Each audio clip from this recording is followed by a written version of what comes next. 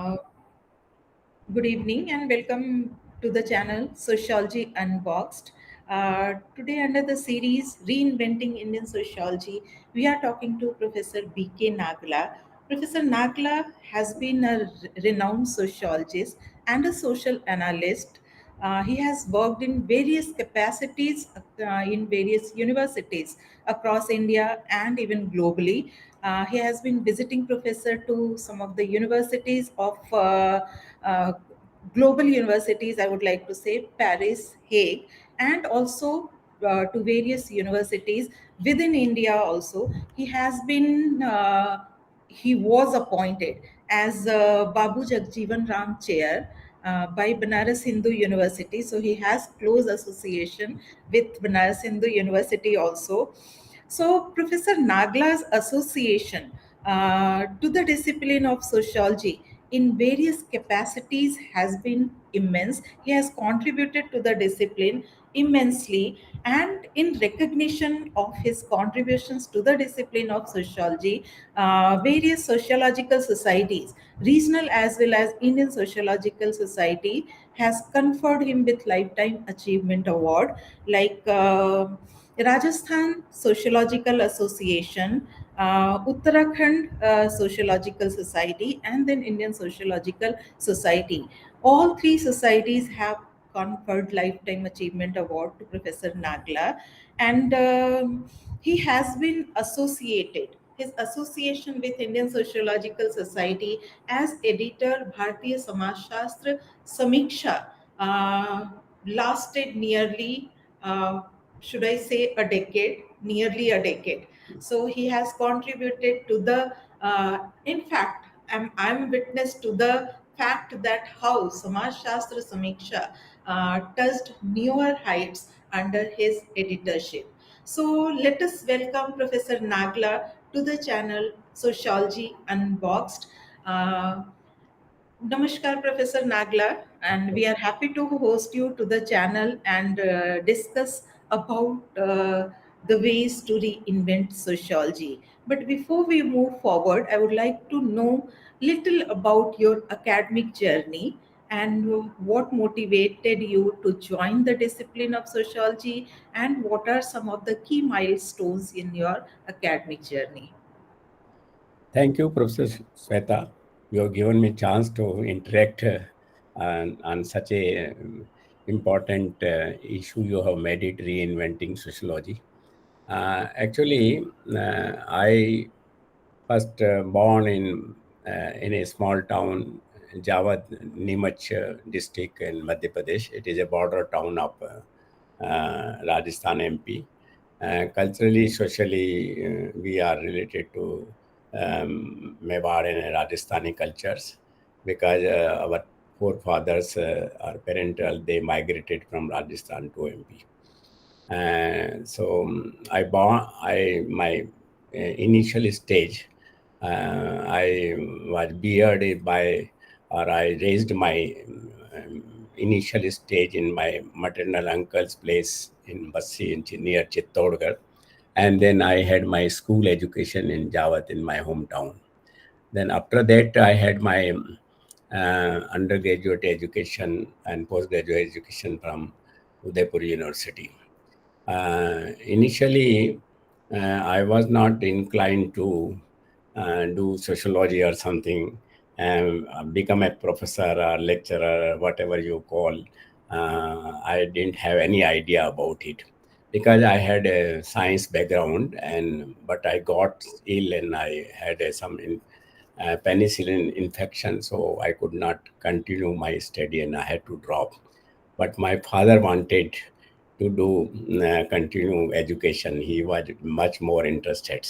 So my one of my brother-in-law, he suggested me that you take a social science subject, and particularly sociology is a very easy subject, so you can go for it. So in the undergraduate, though I took the sociology and economics and Sanskrit, but I was not too much interested in the undergraduate classes about these social sciences. But ultimately, when I passed out again, so again I was forced to do. So again, I was given the same impression. Sociology is a very easy subject. Later on, I could not understand that it was not so easy as people think about it, because he narrated that sociology is just family, marriage, kinship, and so you can do study very well. I wanted to do study in Sanskrit because Sanskrit teacher also very their style of teaching was very romantic and lucid, so it impressed about it. But I was forced by my brother-in-law, so I took this MA. And in the first semester, I got first rank in the university, so I was motivated. So again, then I started feeling about the understanding or importance about the subject of sociology. So after completion of my first year, I thought of it that I should do sociology seriously, and I wanted to become teacher. In so that's why I thought in, and I became very serious about it. So after completion my MA final, and in final I got second rank rather than first rank. So because of some you know that specialization, so I had my specialization in criminology, so I had highest mark. But my another friend colleagues whatever, so she was a very brilliant girl, and she got she had a industrial sociology. She got highest mark 75. So that was a difference. So I lost my first ranks. So, but I wanted to do PhD where I can get fellowship. So, and our department had one fellowship. So, so I thought it that I'll not get. So I applied for two places, Rajasthan and JNU. So in JNU, I got first. So then I took the admission there. For JNU also, I was inspired by my one of my teacher, S.L. Doshi. Though I was when I was doing MA, I was not personally related to any teacher in the department. One of my classmate, he was very senior to me, but he was my classmate. He was very close to S.L. Doshi. So he introduced me Doshi, and Doshi told me that you go to JNU, and JNU Professor Sharma is there, so he will look after you. Don't worry about it. Though Sharma was my teacher in MA final, he was for 1 year in Udaipur. He came from Ahmedabad, and so he was teaching theory, sociological theory. So I was familiar in that way as a teacher, but I was not so close. But once I came to JNU, he helped me like anything. And in the initial stage, actually at that time, the JNU had a very British pattern or something, yeah, Western pattern style. So English medium, and I came from Hindi medium. So we had a very cultural, social, shocking type of situations.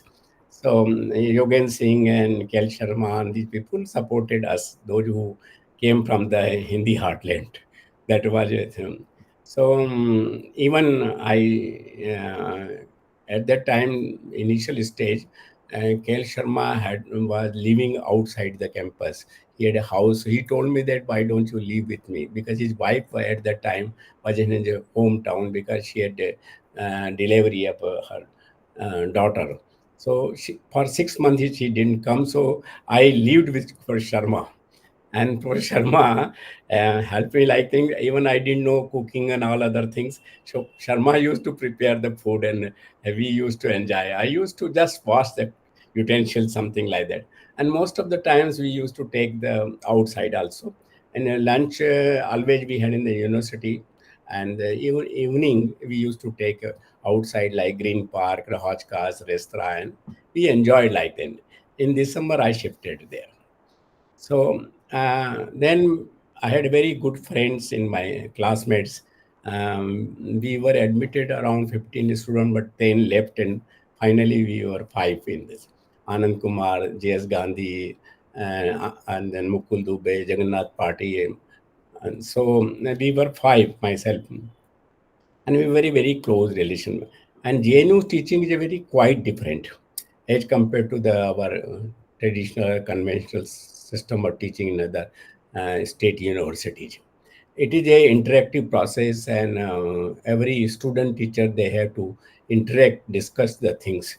Even not necessarily teacher will deliver the talks, but even a student will deliver the talks, and they interact. Everybody, not just listening is not the only thing, properly interacting to each other. So this was the situation in JNU. So I did my MPhil there, because I had post graduation from Udaipur University. So I did my MPhil PhD programs.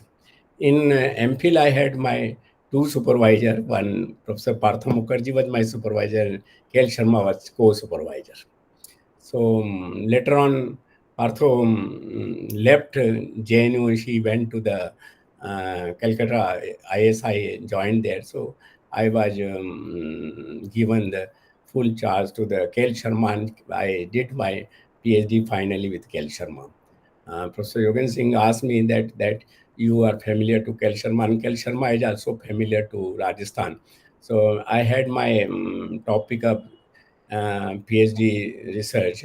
It was factional politics in Rajasthan. So I told him I want a teacher, not nothing whosoever is that, because we were not so much keen about any teachers, because we came from a small place. So whosoever is there, he is the great for us.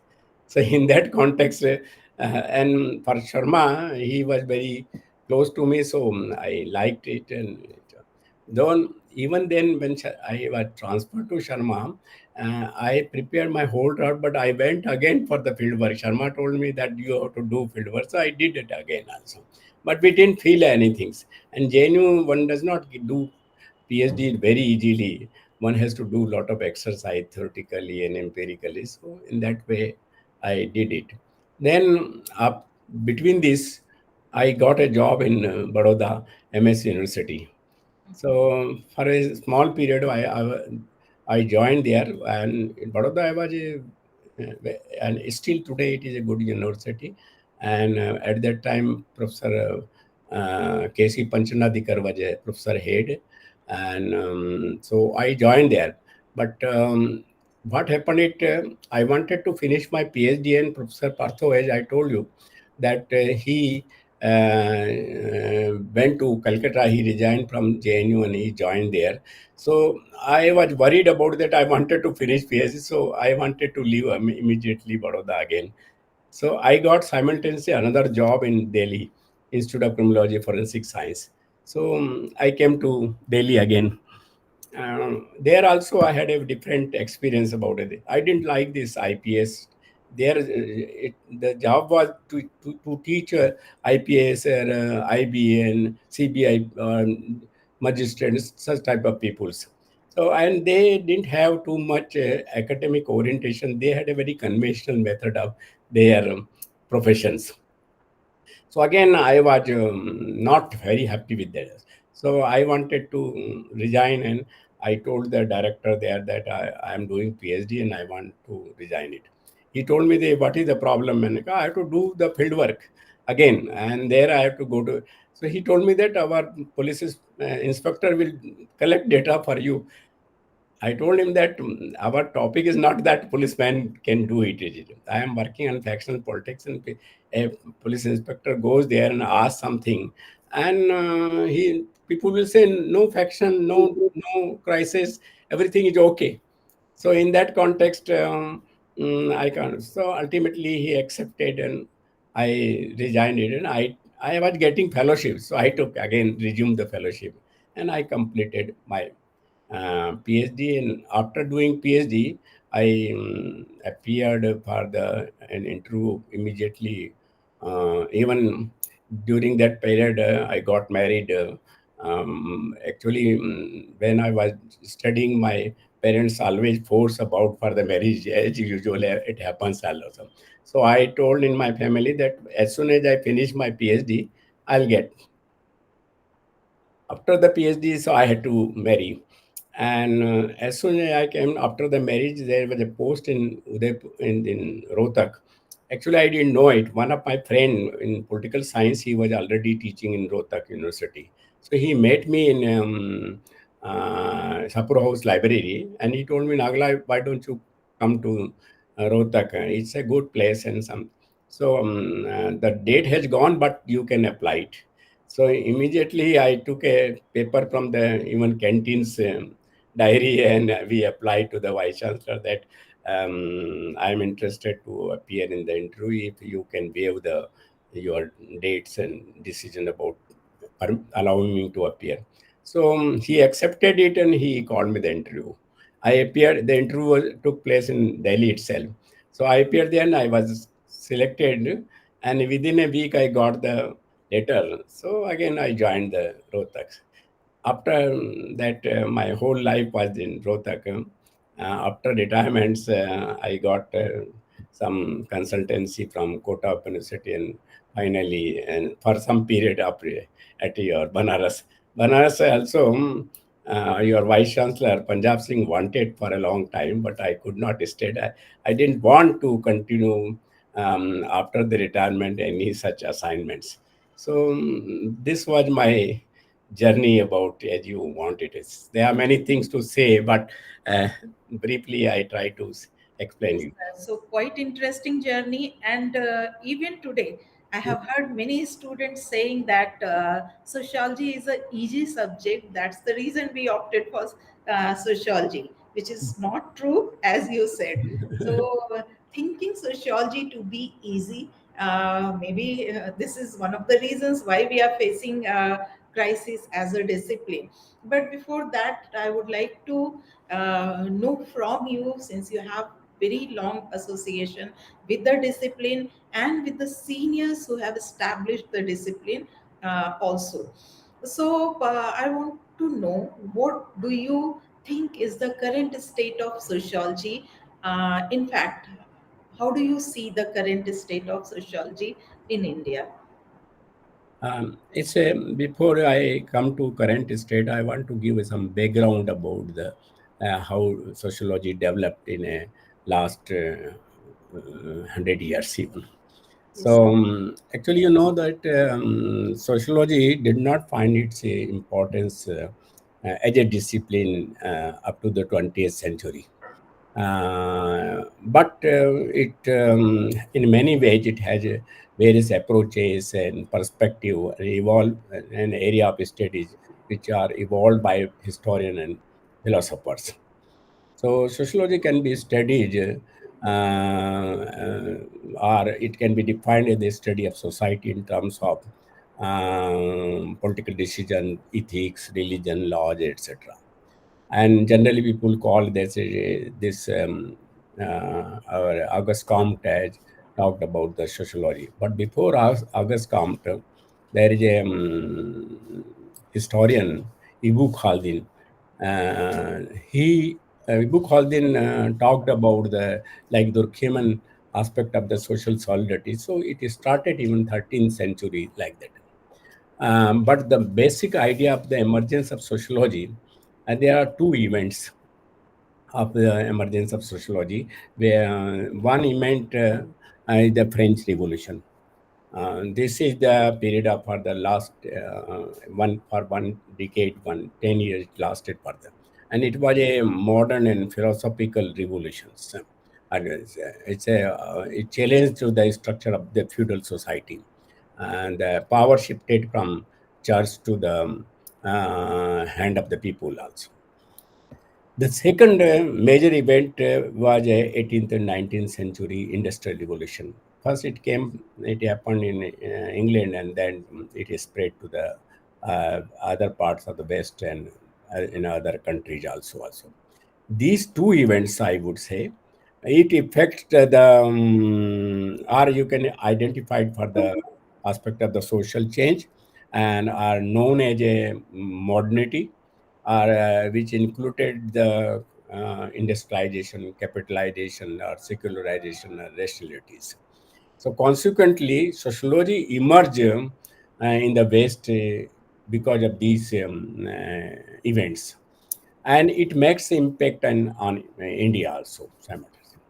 When you look at the India, generally people talk about the development of sociology in India academically, you can say in India, 19th century or 1919 when it started. But sociological thinking was there.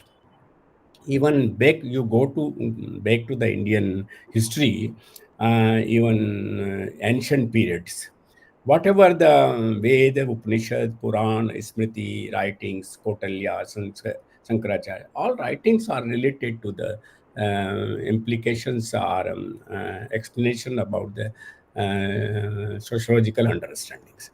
But we don't go beyond. We never look from this.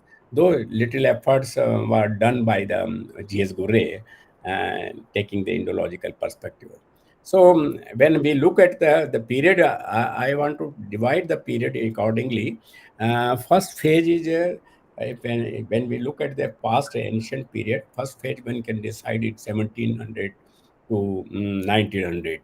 This period of the Renaissance, reforming and modernizing effects were there. And the scholars or thinkers one can include in the Vivekanand, Arbindo, Tagore.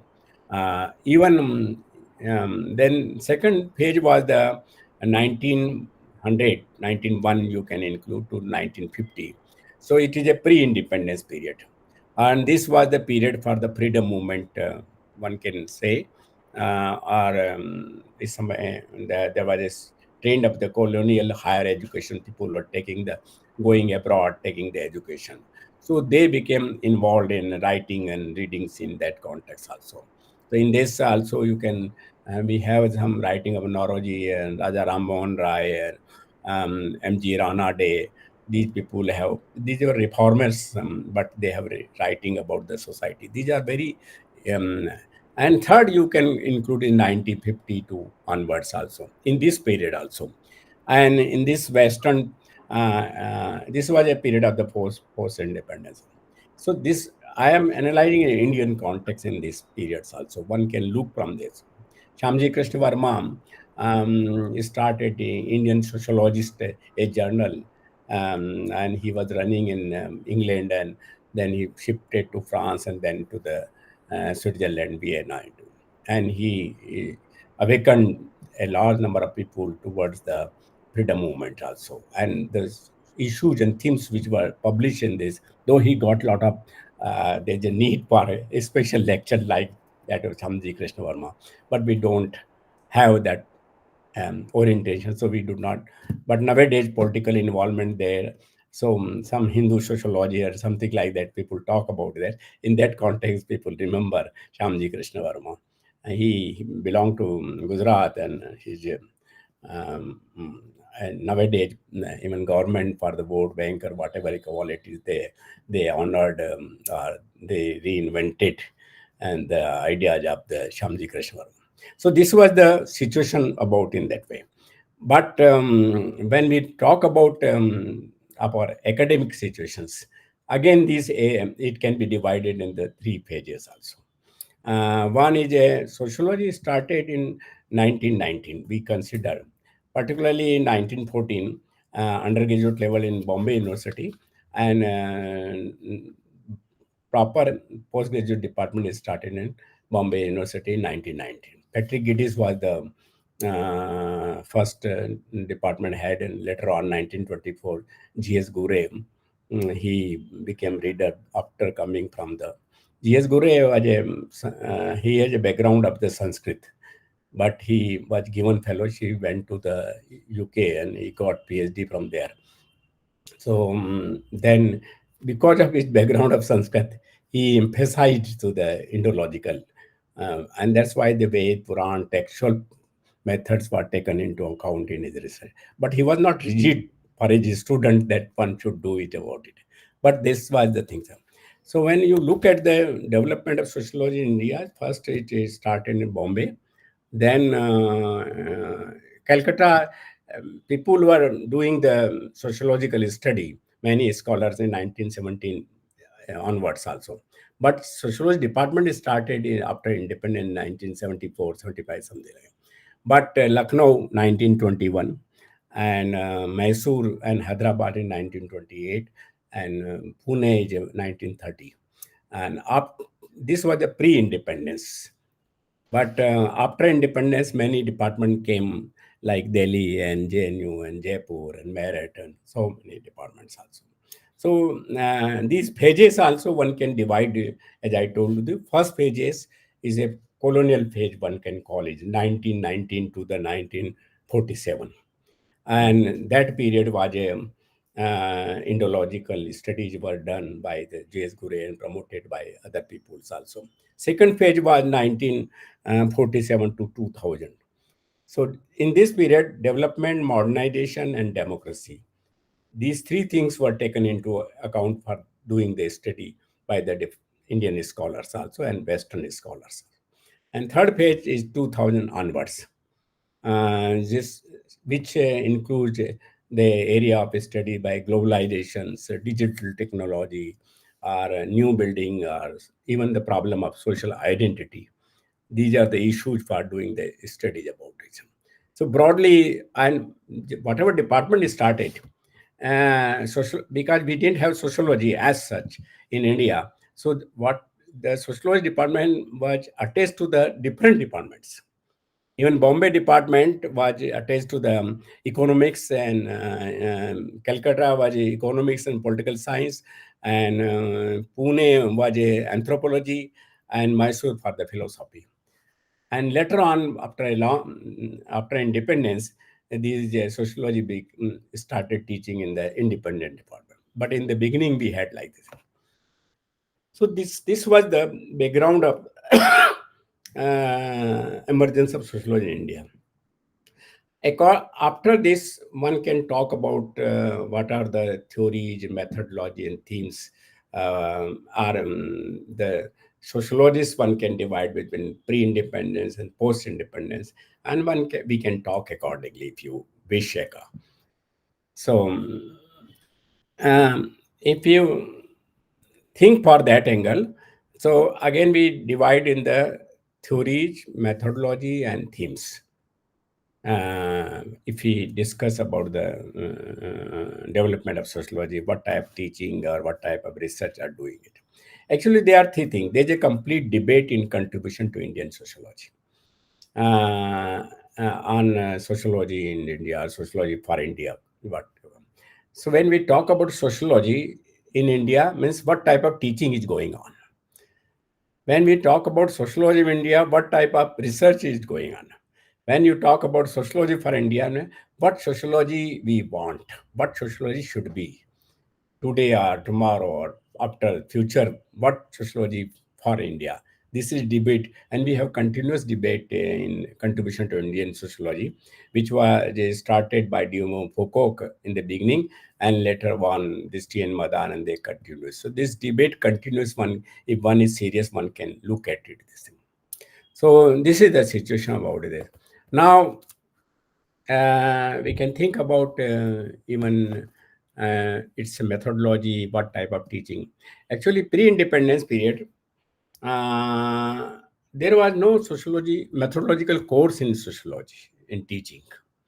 Only the researches or impact of the British pattern, and second was the anthropological field studies were conducted. But after independence, we came in contact to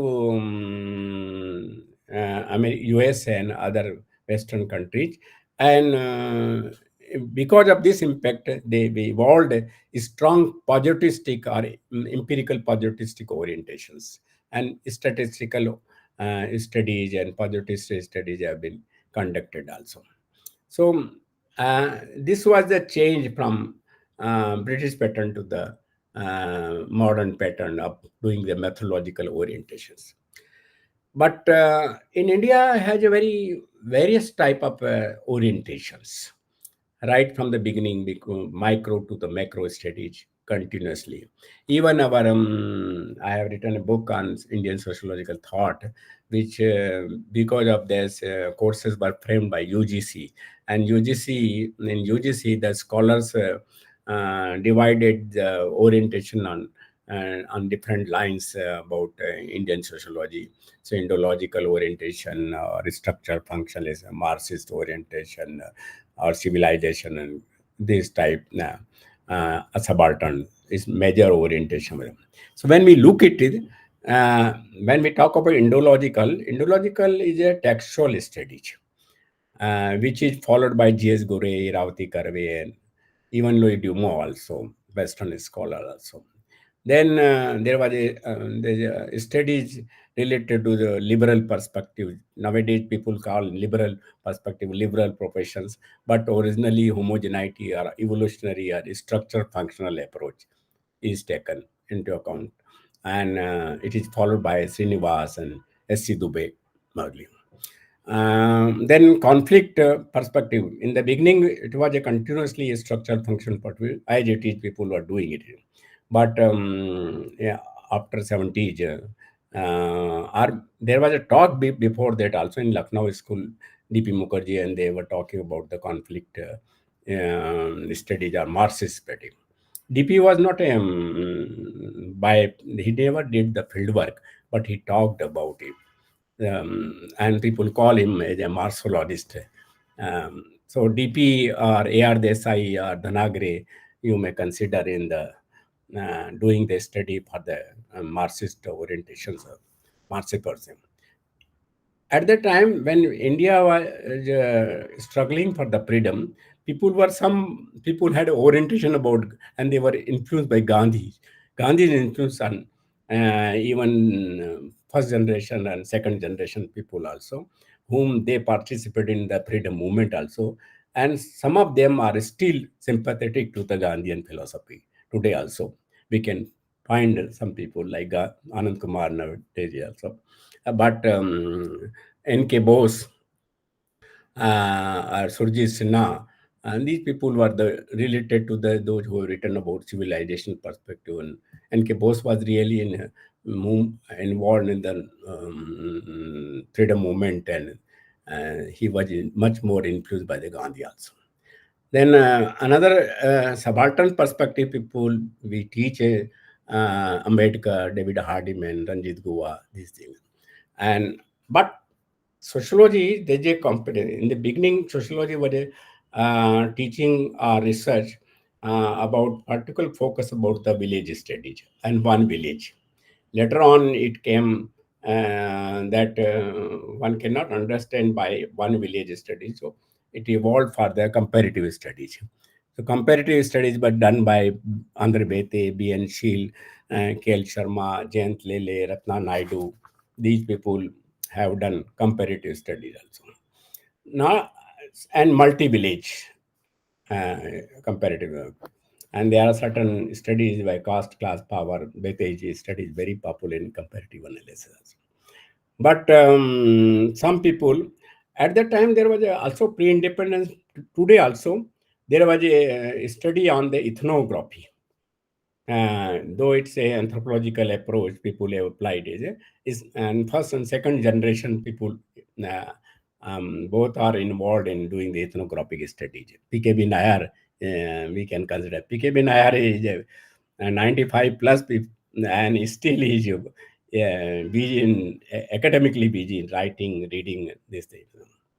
Then you see that when train is moving from pre-independent to post-independent, various type of the orientation change, and people who are not confined to one type of the orientations. For example, we talk about people are we say that functionalist and conflict. What is the nature of study? According to the one earlier, people were divided on the basis of these orientations, functionalist or conflict. But now it is not an issue of the either you are conflict or whatever. But what is the problem of our thesis or research? Accordingly, we apply the method and theory. So varied eclectic approach people have started applying various type of this. IP Desai, BR Chauhan, or TK Uman, we may consider those people have taken these various type of the eclectic approaches in doing the sociology. So I would say that I have given the background about the theoretical or methodological approaches taken by the different scholars in our country. Are we have a micro macro studies, and when we use the academic word or professional word like ideographic or dichromatic, that is a historical studies. Sometimes people become perplexed listening the jargon type of the words, but the simpler words are there. One read it seriously, but academic, when we have academic orientation, we should read and try to analyze the conceptually so one can understand. So ideographic is a very historical, on the other side nomothetic and synchronic, it is general studies. So one is ideographic is a micro studies, and people apply the inductive method, and theoretically phenomenological and symbolic international perspectives can be taken into account. The other side, macro studies, deductive positivistic approach, functionalist, structure functionalist, and the conflict perspective, rational choice theory. So these are applied in this. So these are so what I say that in India we had a various type of orientation, and we apply and try to understand the Indian sociology.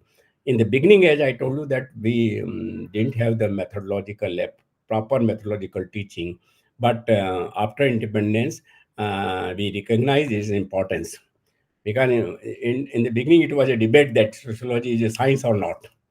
So for that purpose, it was we have started teaching our methodology, and we also claim that sociology is also science, because we also do systematic and logical studies. So sociology concerned. Otherwise, people were talking about, as I told, as I also came in sociology, I told you that it is very easy subject or something like that. But in a earlier people used to think it sociology is a very, it's concerned with the practical life and had a bearing of the impact in the present future life also. So we had this type of things also. So if this is a background about the theoretical and methodological backgrounds. If you wish, we can again enlarge, or we can descriptively talk about the themes of the sociological orientation, first generation and second generations. So, if you wish, I can explain these what type of themes are taken into account. Uh,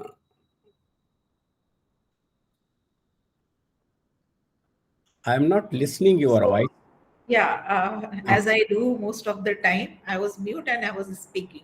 ah, So, yeah, sir, it would be very interesting to know about the themes also, ah, because the program is basically for the students, for the learners. So, they'll be benefiting from this theme if you can explain. ah. Otherwise, we can take it up next time. No, no, themes. Actually, methodology, theory, and themes. They are basic things for our subject, for any subject also. So one should be conceptually and theoretically clear about all these things. But what type of themes are taken for the study, how it is started? It is actually, we had a colonial past and post-colonial development. Remain a very significant point of reference in Indian social sciences, sociology in particular, and social science general. And we had a great impact of the classical thinkers of Marx, Weber, Durkheim. These three were from Europe, and Merton, Parsons, and Shields, they were from US. So we had a great impact, and still we have. And this and now, in when we talk about understanding this, about thematic understanding, in India, sociology, first British administrators, they wanted to know about the custom, manners, and institution of the people to ensure there is smooth running about their administrations. So that's why they started doing their study. The second is this Christian missionaries. They also want to learn local language, folk culture, folklore, to carry out their own activities. So this was them. So in this period, when administrators wanted to understand custom, manners, institution, they started analyzing the Indian census also. Indian census first started in 1871, and then ethnographic study and survey and monograph and gazetteers. They have collected such materials in that period. And these sources became for testing the theories of Mars, Angels, and Marion Weber. And still, people are taking these sources for their studies also. So, in case of teaching, on the one hand, Indology and philosophical orientation were there. And on the other hand, social pathological and ethnographic descriptive studies were there, taken into in a thematic way. But as I told you, the strong positive orientation is started only after independence also. So pre-independence, when we divide first generation, pre-independence scholars, first generation, their themes, how, what were there, and the post-independence, second generation. So I analyze between these two. So first generation, we have the scholars are sociologists, G.S. Gore, Radha Kamal Mukherjee, uh, then D.P. Mukherjee, B.N. Sheel, B.K. Sarkar, S.V. Ketkar, B.N. Datta, K.P. Chattopadhyay. These were the pre-independence scholars belonging to the different department, or people call a school, but school generally we have started talking about the school, but school as such we don't have in our country. School means one type of orientation, one type philosophy, and it is when a scholar started, it is followed by his disciples. We don't have it like the Chicago school or Frankfurt school. We have, but they have continuous study in that way. We don't have it. We have Lucknow school, like D.P. Mukherjee, Radha Kamal Mukherjee, A.K. Saran. These people were there, but their recent teachers are they are not following the same type of thinking, and they have very philosophical orientations. In this Lucknow school has a very philosophical orientation. Actually, Yogen Singh has analyzed at that time they studied from 50s to around 70s upwards. So he divided between philosophical, structural, functional, culturological, and dialectical. So Lucknow school belonged to the philosophical orientations. But D.P. Mukherjee uh, and Radha Kamal, they think our country has a distinct characteristics, and we cannot accept the theory and concept and method whatever it is done by Western peoples. This was the opinion about these people also. So anyway, so I was talking about this. G.S. Gure started first in Bombay University, and Gure was a personally Indological, but he was very eclectic because all his student had different themes. They are caste, tribe, race, cities. Gure has written on Guru's writing is very various type, and similarly his students had also. He has Era Desai, I.P. Desai, even Kapadia, Era Karve. These students were there, but they had their liberty to do research and following their own method and theories also. The Radha Kamal Mukherjee is, and D.P. Mukherjee, these belong to the Lucknow school. And Lucknow people, even Radha Kamal was giving emphasis to the rural economy, our population, agrarian, working class in India, and intercaste tensions and urbanization, etc. D.P. Mukherjee was again diverse. His approach was very diverse, and from music to the Indian traditions in relation to modernizations. And he was very, as I told you, he was a he was not Marxist, but he was a Marxologist. Marxists and Marxologists say Marxist means that you follow their orientations in your practical life also. But Marxologists, you know their thematic or conceptual orientation, and you try to analyze it, but not necessarily that you adhere to that Marxism. That time, Yogen Singh also had this type of knowledge in that way. Then we have B.N. Seal. This BNC was a philosopher, and his approach was comparative sociology. And he has given the importance to the positive science, and he did it on the theme of the origin of the race and Vaishnavas and Christianities, and he has given the importance to the methodology about need for the statistical approach, inductive logic, and methodology to the contextual realities. So this BN Shil was in Mysore also and in Calcutta also. Then we have BK Sarkar. BK Sarkar was a historian and economist, and because in the beginning they had a background for different disciplines also. And BK Sarkar is a people nowadays as a forgotten scholar in our country, but nowadays it is again because of the idea of Hinduism. Is a book is a positive background of Hinduism. So it's a very popular book, and nowadays people talk about the BK Sarkar. And BK Sarkar discussed the Marx Weber Pareto at the time, which is not fashionable. After that, it became fashionable. But he read that, he applied, and he used it. Similarly, S.V. Ketkar and B.N. Datta, they were trained in US, and they also applied the Indological approach. And K.P. Chattopadhyay, he was a social anthropologist, and he was trained by UK. The maximum people, they went, as I told you, then one period when people for higher education, the British time, they went outside. So they came and they started teaching, and they played a very important role for awakening to the society also.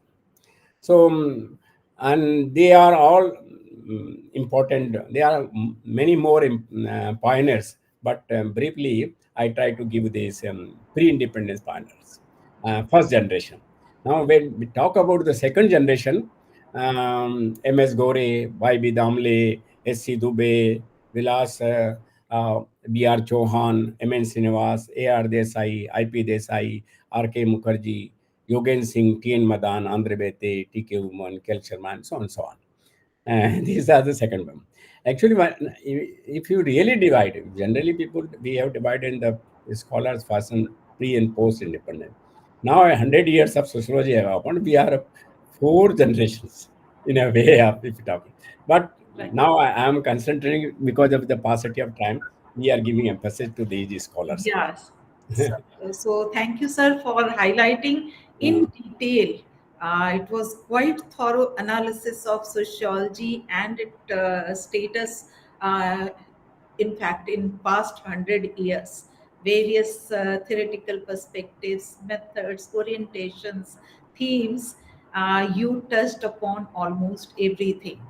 So, after all this, sir, we are going through a period of transition. Many disciplines are facing a kind of crisis, we can say. Even engineers. This year, there was a news in paper a few days back that 8,000 students from IIT did not get any job. So, likewise, sociology is also facing crisis. So, how do you think?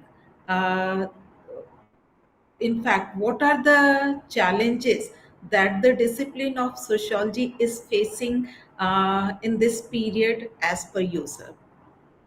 It's a very important question and related to the a contextual related. Right. So when I was giving to this analysis 50s, 60s, 70s, 80s, micro studies or macro studies, in the beginning we had a very caste, joint family, village community from the structural function perspective. Even we didn't have a sociological orientation, so we didn't have the knowledge of a theory and concept method. But in the beginning, when we develop it, we develop some concepts also. Srinivas developed the concept of Sanskritization, Westernization, dominant caste, secularization, something like that. And in the beginning were the village studies. At that time also was a challenge of this Indian society. Indian sociology, that sociology for its existence and what type of study. For example, you know that people who are doing study on village studies and caste community. At that time when India got free, people and India divided between India and Pakistan, and a lot lakhs of people were coming from Pakistan to India, and India too. They were going to Pakistan, and our sociologists were doing very easy task, doing a study about village caste community. So this is also we had always challenges, but with the challenge we take the very simple, conventional or conducive ideas. We should not that manner. We were doing many Janjamani studies. Uh, they were also relevant, but not in that context. One should look at them when sociology is a subject of the contemporary situations. So, what is the contemporary situation? We should give emphasis about that in that context. Nowadays, also, they are earlier we had the interest in the marriage, family, and kinship, but these studies have been declined. Though marriage is in conflict throughout the world, you know, biggest conflict nowadays in marriage. But now these studies decline. Nowadays, vote politics, whatever you call it, tribal, Dalit, and women studies, they are increasing gradually every time. And because government also want, and they get the funds, and scholars get the funds, so easy approach is there, so they do research on these areas.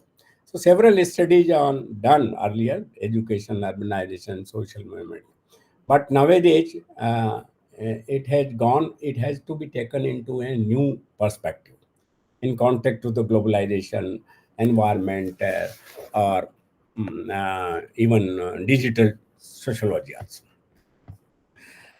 So uh, when you talk about the challenges, uh, in the journey of 100 years, sociology in India, the conflict between the nativizing uh, social scientific knowledge, native means our own knowledge, our related to our country, and the maximum of internationalization, universalization reflects several crises in our Indian society, in a conflict between these two.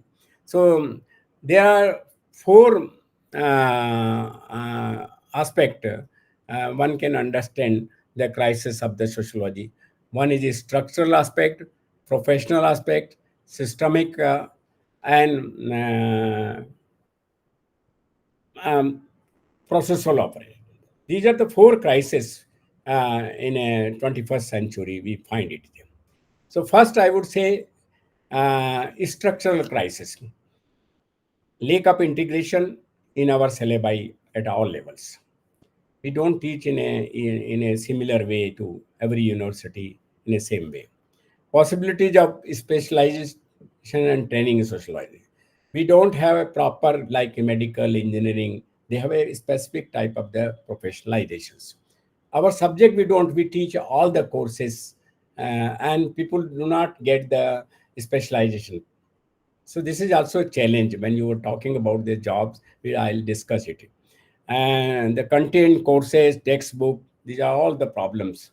Gap between the micro macro teaching. For example, teaching of JNU like micro macro, whereas in Hindi belt teaching only the micro levels.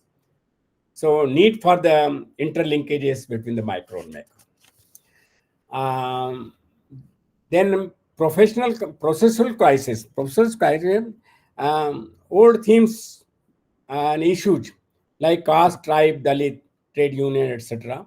You can say today matter, but they should be looked from the today's concept like democratization, secularization, mediatization, globalization, reflecting the conventional and new forms of the intra conflict, and due to the increasing competition.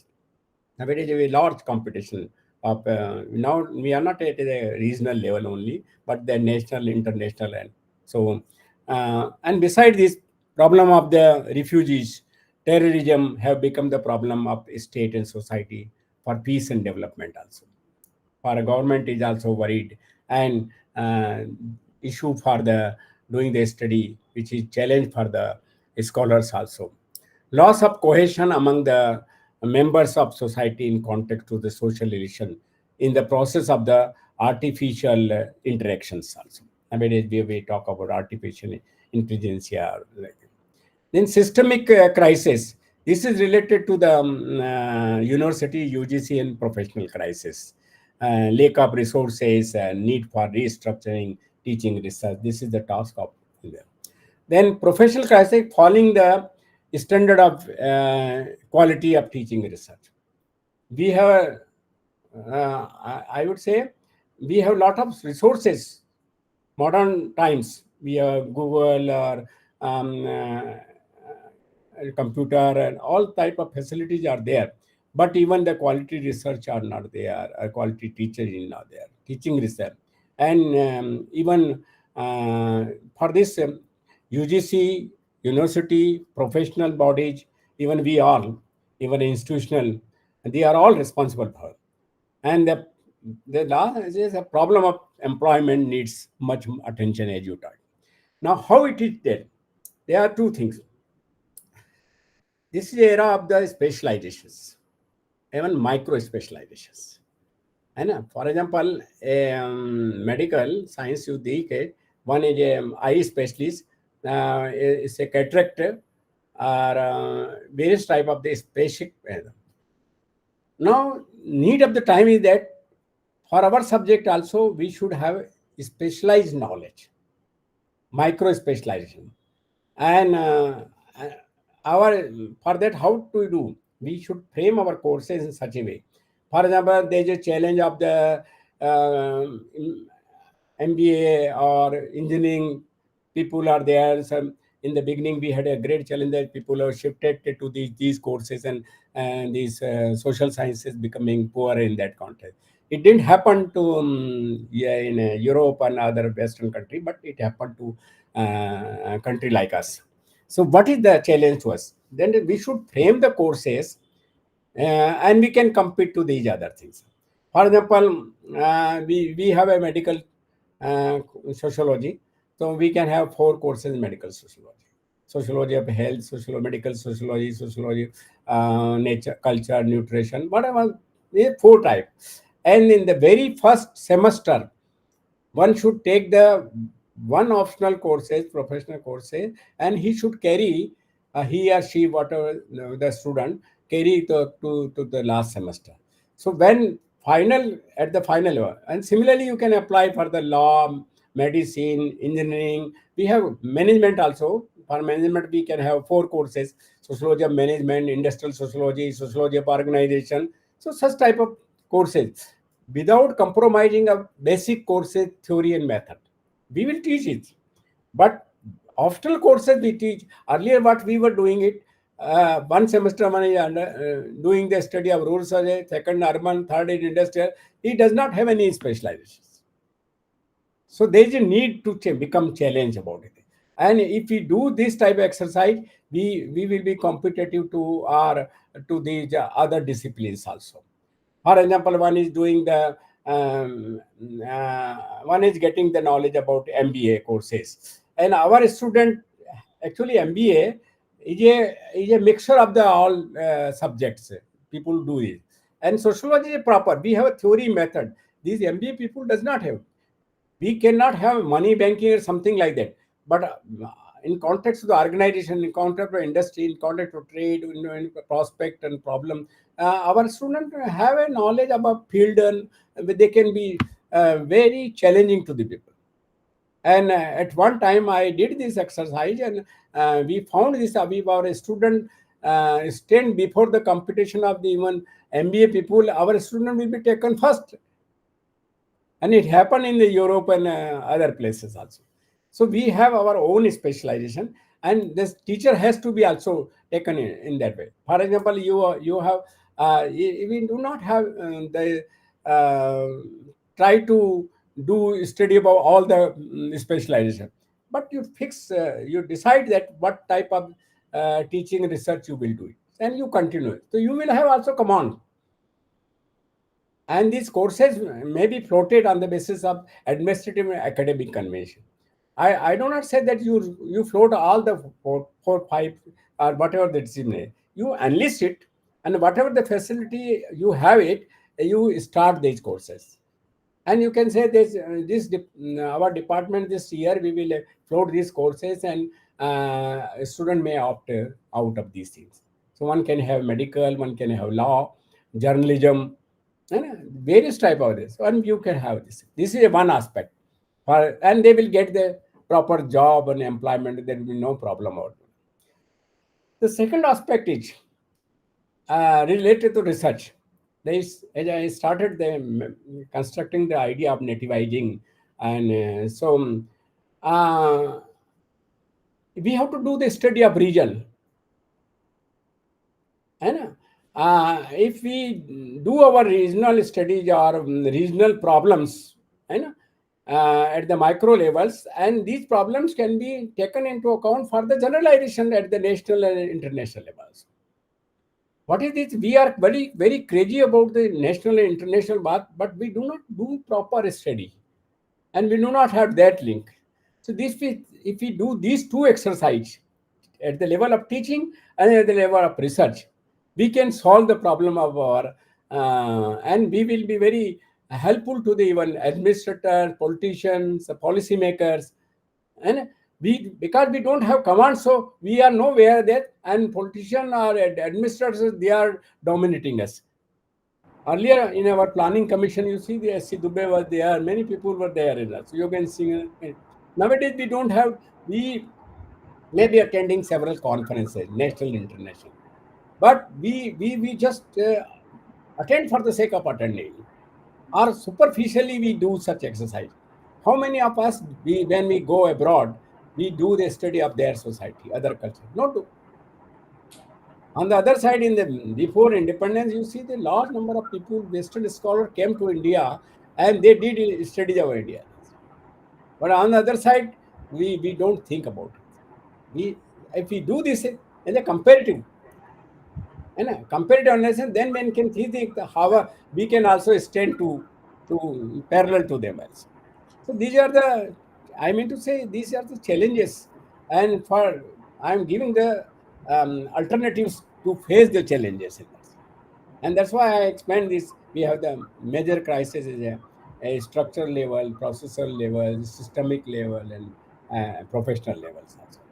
Now, in the era of globalizations, the actually globalization has a sociologically has a four impact: homogenization, heterogenization, and traditionalization, and hybridization. But major impact of this hegemonization tendency, which gives loss of meaning and erosion of the identity. So nowadays you see that we are in a way globalized, but all the times we talk about our identity. So it is the resurrections of roots of research of identity. For example, we always talk about Hinduism, Hindu culture in crisis. It is a emerging process of traditionalization accompanying. So it is a revivalistic syndrome appearings. And even Western ideals reflect the cultural imperialism, mentally and psychologically also. This is a great challenge towards increasing ascriptions in the competition world of the globalization. On the one side, we want to be global, but on the other side, we are in the local also. So another, that's why there is a concept of localization also. So, and the current issue of sociology, which focus a composite culture and democratic values, issues, even nowadays, migration, rural urban migrations within the country, outside the country also, even corporate dominations. The state is moving toward the privatization, and the problem of the poor and disadvantaged group remains as it is. So this is a challenges. So overall challenges before is a enlightened. We should be enlightened to think or explore the possibility of having peace and development. Now, throughout the world, there is a crisis, hegemonizations, dominating. We have the example of North Korea and Russia and even the other countries. People, the leader wants to dominate the country, and they do not think about it. Yeah. It's this type of dominations So if we start looking to such challenges, we start teaching and research, we can try to find out the harmonious thinking in the structure of the society also, and our teaching maybe also strengthen if we follow this man. Now, when you look at the, if we think from, then we can think for the future of sociology. है ना? So I can briefly discuss about the future, how we can think about the future of sociology. Our trajectory path for the future of sociology. Yes, sir. Thank you so much for highlighting the challenges of sociology from system structural to professional ones, and how to um tackle these challenges, how to handle these challenges, applying fresh lenses to studying the old phenomenon, refocusing our attention to different areas, and the design of syllabi which you focused upon was very comprehensive. How we can make ourselves relevant to the students, and how can sociology provide employment to the students, what can be done at the research level, and how sociology can generate micro specialized kind of knowledge. Very, very comprehensive, and thank you so much for highlighting so much of in fact so many dimensions of sociology. And you, though you have already spoken about how to reinvent sociology, still if you have something to say how to reinvent the discipline, you are most welcome. Yeah. Thank you. Actually, Indian sociology today is more committed to the study of social protest, uh, women issues, problem of Indian farmers, disadvantaged groups, cosmopolitization, globalizations, and nonetheless, religion and caste issues remain crucial factors. To study Indianness merging into the cosmic sociological tradition, which reflects the major challenge of post modernization, liberalization, privatization, and globalization of the knowledge of society. So, globalization has posed a major challenge to social inequalities in India. For example, corporate and market dominations. There's a need for the reason, as I told you that. You see, this market is earlier the state was taking care of the welfare schemes also. When India got freedom and democratic and modernization, the concept of modernity on the basis of rationality, logic. So further reformative reservation or welfare schemes were started. But these schemes now are moving away. Even Europe and Western countries, they are also going away from such type of the, and market is dominating. So there's a great crisis about the, because of these corporate and market dimensions. So one has to look about from that, what is the alternative in post-modernity.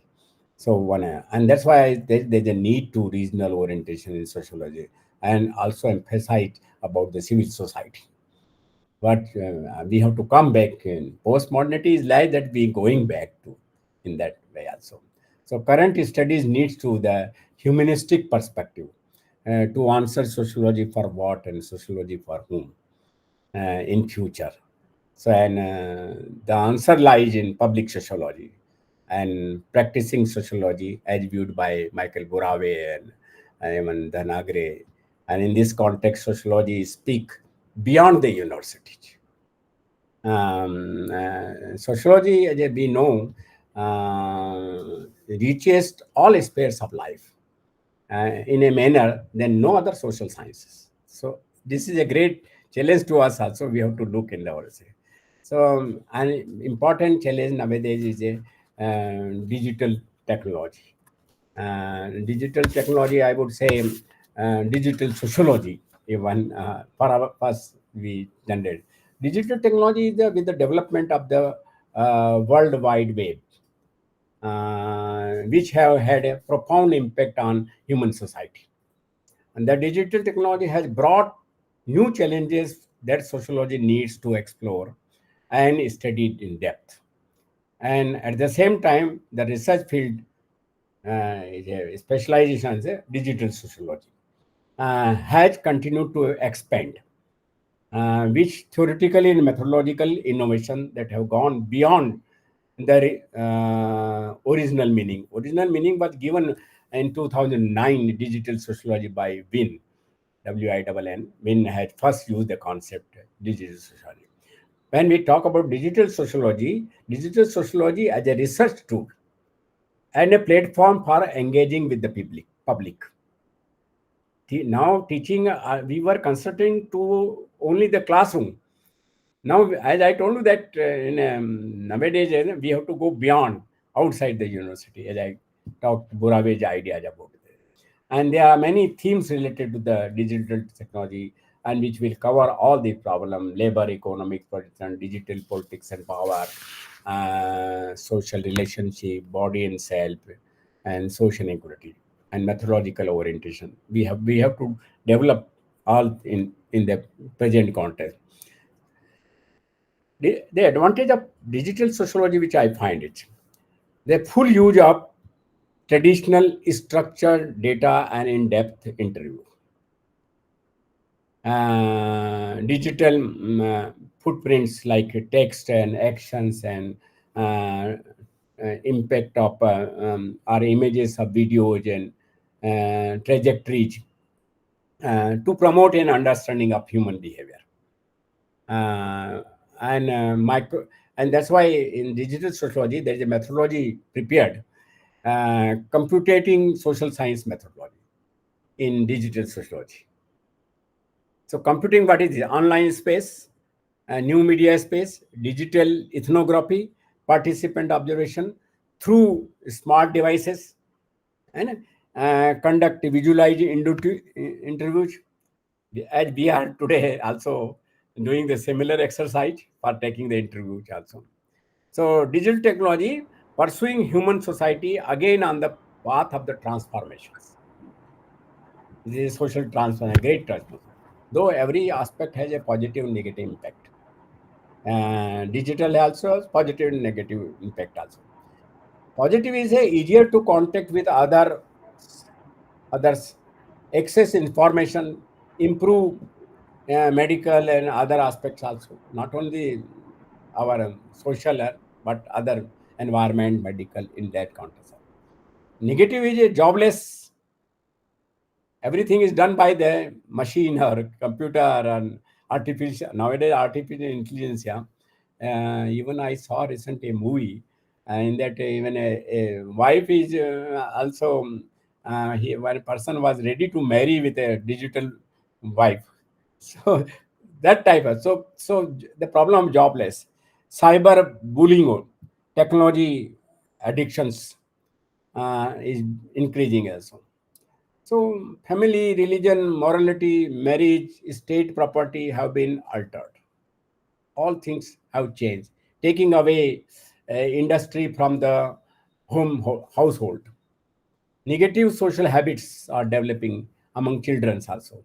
They spend more time on mobile devices and internet. Screen time is also associated with the feelings of loneliness and disenchantment, or disconnection, or discommunications also. But advantage also there: extended life spans, increased productivity, better access to the information, and time saving. Though negative is low communication between people, less personal time, spread misinformations. Lot of, we have a large number of WhatsApp group, and same things we can understand from the newspaper or global, your Google Guru is there, but people use in the WhatsApp whatever they need it, and cut paste, and cutting the things, right things, and misinformation is rotated in that way. So there's a disadvantage also there. But the current read, as I told that, and the importance, the answer lies in public sociology. We have to connect with the public, And sociology help us to imagine alternative future and that can change the world for a better, which I think it. Even what I think it, in my view, sociology of giving helps people to understand the consequences and application of new technology, such as digital innovations, information technology, and artificial intelligence. Overall, sociology offers multiple perspective of society, informs social policies, supports us in holding our politician, media, and accountable. If we have command in our subject, we can control these peoples. Otherwise, we will be controlled by them. This- So we need doing sociology. Doing sociology means building sociological imagination. Like C. Wright Mills has given this idea. And so I have better. I find a better future in sociology. We should not be said that we don't have an employment and jobs. We can create, but we have to develop sociological imagination. We have to build sociological imaginations. So, doing sociology is important so Yeah. that we can meet the challenges that the discipline is facing, and we should be hopeful about the future of sociology because we can generate, and in fact, we can continuously reinvent Indian sociology to be a discipline which can provide solutions to many social problems, including employment, which is the quite important area nowadays, especially because everyone comes and asks for employment. I have started, though I should not be saying it here, but I have started a new course. And the first question the student asks before taking admission, what is the possibility of getting employment? So, employment has become very important agenda for the youth today, and sociology can definitely generate employment opportunities, create opportunities besides solving all other problems. So thank you so much, sir, for highlighting in detail the various aspects of Indian sociology, the challenges the discipline is facing, and the ways we can reinvent Indian sociology. So it was very enlightening, very comprehensive, and I'm sure everyone is going to benefit from it. Thank you so Thank much for being part of this series. Thank you. thank you, madam. You are given chance to interact with you. So, and I feel that we have a better future in subject. So we should not worry about it. Yes, sir. Thank Right. you. I Thank have you. always best wishes for the subject and our professionals and students and to the society also Thank you, at sir. large. Thank Thank you.